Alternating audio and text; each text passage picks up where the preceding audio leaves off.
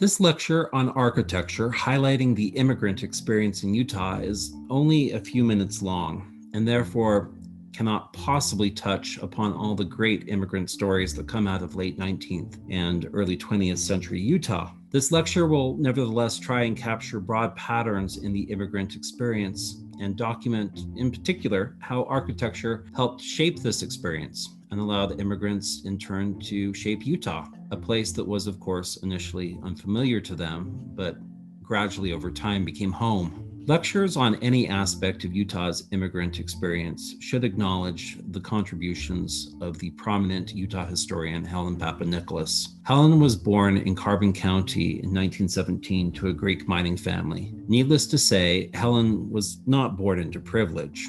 Rather, she was born into a place and into a time and into a situation that was extraordinarily difficult. Helen ultimately succeeded, however, by using her very life's experiences to relate to and to recount in extraordinarily compelling ways through her publications such as The Peoples of Utah, stories of Utah's overlooked cultures and places and peoples. The people who feature heavily in Helen's accounts were not prominent in their lives, but nonetheless meaningfully contributed to the communities in which they lived, often through small and simple but consistent acts. In most cases, immigrants who came to Utah in the late 19th and early 20th centuries arrived in search of work in one of the state's burgeoning industries. When they reached Utah, these immigrants frequently settled into industrial communities like Bingham or Price, and in neighborhoods that were, in some cases, dominated by a certain cultural group, or in other cases, were very multicultural. Often these neighborhoods were located on the fringes of the communities near which they stood and featured buildings that, architecturally speaking, were indistinguishable, save for perhaps some signage or ephemeral decoration, from other buildings found in communities across the United States. Many of the buildings that first-generation immigrants in Utah worked from or lived out of said more about these same immigrants' often tenuous social and economic positions than they did about any sort of native cultural identity. In exceptional cases, such as the case of Copperton, located in Salt Lake County, which was developed in the 1930s by the Utah Copper Company, high-quality workers' housing was constructed in a village-like environment with actually the intent of diminishing immigrant or foreign identity or associations. This housing, first and foremost, provided the company an advertising opportunity, an opportunity to broadcast the various ways that copper or copper elements could be used on residential architecture. But this housing also provided, at least for upper-level company workers, many of them immigrants or individuals with deep immigrant roots, stable homes and neighborhoods. This stability, in theory, would bring contentment to the life of the worker privileged enough to live in one of the Utah Copper Company houses, but also help further Americanize these same individuals and make them committed to American capitalism, and specifically committed to the Utah Copper Company for whom they worked and to whom they owed even their very houses. In cases where immigrants gained enough of an economic foothold to construct buildings of their own, however, architecture, and more specifically architectural ornamentation, could be employed as an effective tool to express cultural identity on some level. The Star Theater in Price is a stellar example of a building that utilizes architectural ornamentation to assert the cultural background of the very people responsible for its construction. The Star Theater was constructed in the early 1920s for 5 brothers who were themselves immigrants from Greece: Pete, Angelo, Charlie, George, and Harry Georgettis. The building is typical of perhaps millions of other 2-story brick buildings constructed along main streets across America in the opening decades of the 20th century. Even the building's fluted plasters, Corinthian capitals, bands of round arch windows, and deep moldings are not terribly unique within the larger context of commercial architecture of this time, which of course borrowed heavily from the classical traditions of Greece and Rome. The terracotta theatrical masks featured on the theater's facade, however, are an interesting addition to this facade. These masks refer, of course, to classical Greek theatrical tradition. These masks did fall within the confines of popular American taste and could be understood by the passerby as merely decorative. As generations of theater goers in Price approached the Star Theater to see perhaps the latest Hollywood production, the building that housed this production, the theater building itself, looked familiar and approachable, perhaps typically American. Subtly, however, the building's ornamentation, specifically those theatrical masks, would remind the careful observer that the Western theatrical tradition originated first in Greece, and that theater in Price, or at least Price's Star Theater, was likewise made possible by Greeks, namely the Georgetti's brothers. In Salt Lake City, immigrant cultural neighborhoods or enclaves formed just as they did in other Utah communities. We will highlight one of these neighborhoods, Japantown, in a few moments. Before we go to Japantown, however, it would be good to take a side trip and note, especially in the context of today's affordable housing crisis, how the capital city's late 19th and early 20th century development brought immigrant and or workers' housing into the very heart of nearly every one of the city's traditional neighborhoods.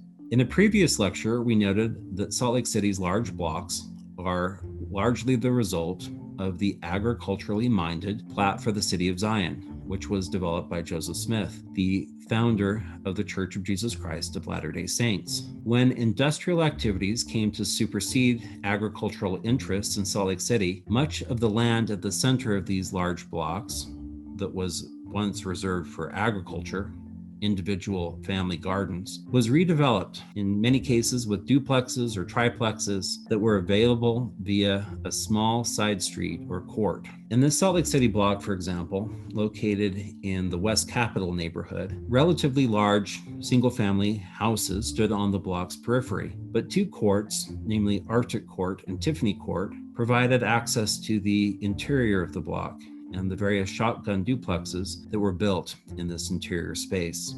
This arrangement not only provided conveniently situated workers' houses, but also accommodated a certain level of neighborhood diversity. At this time in Salt Lake City's history, bankers or doctors or other types of professionals could live cheek by jowl with railroad men, washerwomen, mechanics, or perhaps immigrants who recently arrived in town. Whenever you get a chance to explore one of these courts in Salt Lake City, please take the opportunity to do so. Many of these courts still feature workers' houses, duplexes, types of buildings that really can't be found in any other part of Salt Lake City. As the largest city in Utah, Salt Lake, not surprisingly, featured some of the largest immigrant enclaves that were ever constructed in the state. At the dawn of the 20th century, Salt Lake had a Chinatown, a Greektown, the previously referenced Japantown, and various other well-established centers of immigrant life. Many of these immigrant neighborhoods centered around religious buildings that not only offered the benefits of faith and ritual, but also offered cultural continuity, opportunities for economic mobility, and perhaps social recognition, and refuge from the hostility and discrimination that often came from broader society. These religious buildings or centers and the activities they hosted served in many cases, I'm sure, as a balm for the often traumatic immigration and resettlement process. Overall, the exterior of many of these religious buildings fit in with the larger urban context of which they were a part. Again, it was these buildings' decorative elements that most directly asserted the religious and cultural traditions that the building accommodated. A good example of this is the Buddhist Temple that once stood at 247 West, 100 South, in the heart of Salt Lake City's Japantown. This building is not much different than most of the buildings that would have surrounded it at the time it was built in the 1920s. The building reflects generally the Western emphasis on architectural symmetry, and even features Greco-Roman scrolls and other traditional Western or American decoration. The only features, especially in the 1920s incarnation of this building, that suggested this building served as a Buddhist temple are the swastikas that once featured over the temple's main doors. Swastikas, of course, have been used for millennia by Buddhists and various other religious traditions and cultures. In the Buddhist culture, for example, the swastika represents the auspicious footprints of the Buddha himself. Considering the Japanese-American experience during World War II It is perhaps not surprising that a photo of the same building taken after the war shows that these previously referenced swastikas have been removed and replaced with a type of awning. Here's the detail of that awning.